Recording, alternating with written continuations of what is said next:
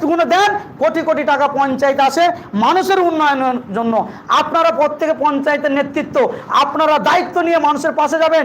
কার কি বিপদ হয়েছে খোঁজ নেবেন, নিয়ে পঞ্চায়েতগুলো আপনাদের হাতে নেন, নিয়ে মানুষের অধিকার পঞ্চায়েত থেকে ছিনিয়ে বার করে মানুষের দুয়ারে মানুষের কাছে পৌঁছে দিতে হবে। এই কাজটাই নওশাদ সিদ্দিকীর সৈনিকের কাজ। এটাই আপনাদেরকে বোঝাতে আমি এসেছি। মাথায় ঢুকলো? সাথে সাথে সর্বশেষ কথা, আপনারা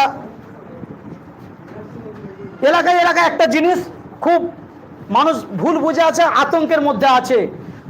ভোটের জন্য আপনারা প্রস্তুতি নেন। এই এসআইআর এর নাম যে বাদ গেছে, যে আমার ভোটার লিস্টে নাম নেই, অনেকে বলছে যাদের ভোটার লিস্টের নাম নেই তাদেরকে হয়তো বাংলাদেশে বার করে দেবে। এটা সারাসার মিথ্যে কথা, সারাসার মিথ্যে কথা।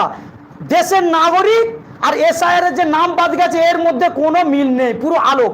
ঠিক কিরকম জানেন, এসআইআর যে ভোটার লিস্টে যে নাম বাদ গেছে সে ভোট দিতে পারবে না, বাকি ভারতবর্ষের সবই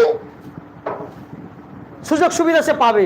ঠিক কিরকম জানেন, ক বছর হলে তো ভোট দিতে পারে? বছর বলুন বলুন, বয়স 18 বছর বয়স হলে সে ভোট দিতে পারে। আপনি বলুন, আপনার এলাকার একটা 12 বছরের ছেলে, সে তো ভোটার নয়, তাকে কি বাংলাদেশে বার করে দেবে নাকি? না। তাহলে এটা পুরো মিথ্যে নাটক হচ্ছে। এসআইআর এর মানে হচ্ছে শুধু ভোট দিতে আপনি পারবেন না, কি বললাম, বাদ বাকি ভারতবর্ষের সম্পূর্ণ সুযোগ সুবিধা আপনি ভারতের নাগরিক, কেউ আপনার থেকে কারো বাপের ক্ষমতা আপনার থেকে কেড়ে নেবে। তবে হ্যাঁ, আপনি ভোট দিতে পারবেন না। যখন আপনার লিস্টে নাম উঠবে তখন আপনি ভোট দিতে পারবেন। তাহলে কেউ যদি বলে ভোটার লিস্টে নাম নেই বলে তাকে বাংলাদেশে পাঠিয়ে দেবে, তো আমার ছেলের বয়স তো 4 বছর, মেয়ের বয়স, তাকে কি বাংলাদেশে পাঠিয়ে দেবে? তার তো ভোটার লিস্টের নাম নেই। অনেক সময় আমার বোনের বিয়ে হয়েছে, তার অন্য জায়গায় ভোটার লিস্টের নাম গিয়ে পৌঁছায়নি, তাই কি তাকে বার করে দেবে? যারা এটা তৃণমূলের নেতারা এটা প্রচার করাবে বাংলাদেশ থেকে বার করে দেবে, খবরদার এই চক্রান্তে পড়বেন না। তবে হ্যাঁ, যাদের নাম বাদ গেছে তারা সিস্টেম অনুযায়ী ট্রাইব্যুনালে কেস করবেন। তারপরেও যদি কোন রকম সমস্যায় আপনারা অঞ্চল নেতৃত্ব আছেন, গ্রামে গ্রামে গিয়ে বলবেন, প্রত্যেকের ডকুমেন্টসগুলো ঠিক রাখতে বলবেন, তাদের পাশে থেকে নওশাদ ভাইজান বলেছেন আইনের মারফত আমরা লড়াই করব, কাউকে চিন্তা করার দরকার নয়। যদি সে ভারতবর্ষের নাগরিক হয়, যদি সে প্রকৃত ভোটার হয়, কোনোভাবেই তাকে কোনো রকমভাবে পেরেশান করতে পারবে না, তাকে বিপদে ফেলতে পারবে না, তার পাশে আমরা থাকব। বোঝা গেল?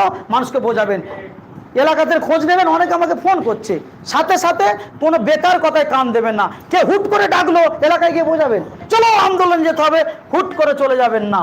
আর আপনারা কর্মী, আপনাদেরকে পরিষ্কার কথা বলছি, কে কি করলো দেখার দরকার নেই।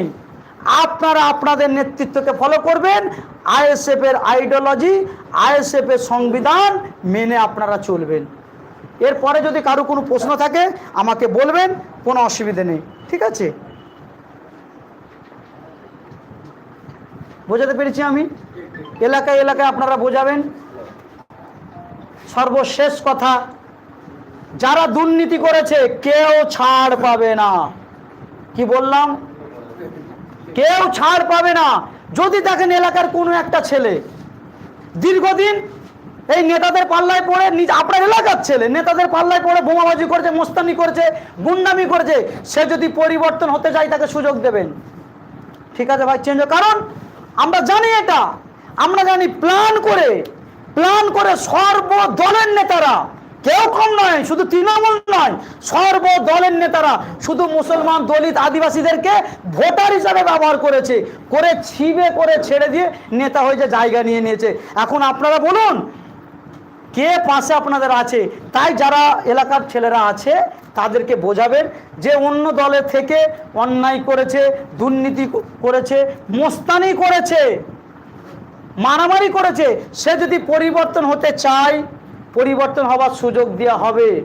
কিন্তু যদি মনে করেন এখন এলাকা খারাপ বলে চুপচাপ হয়ে আছে, আবার ফোঁস দেবো, তাকে কিন্তু তার কোনো বাপ বাঁচাতে পারবে না। আইন ভারতবর্ষে খুব কড়া, তাকে জেলের ভেতরে যেতেই হবে। আপনারা নোট করুন কোন এলাকার কে দুর্নীতির সঙ্গে যুক্ত আছে, ক্রিমিনালগিরি করেছে, বিগত দিনে মোস্তানি করেছে, লিস্ট করুন। মারামারি অশান্তি করবেন না, আমাদেরকে দেন, আমি আমার দলের চেয়ারম্যান নওশাদ সিদ্দিকী ভাইজানকে দেব। নওশাদ সিদ্দিকী ভাইজান আইনের দ্বারস্থ হবে।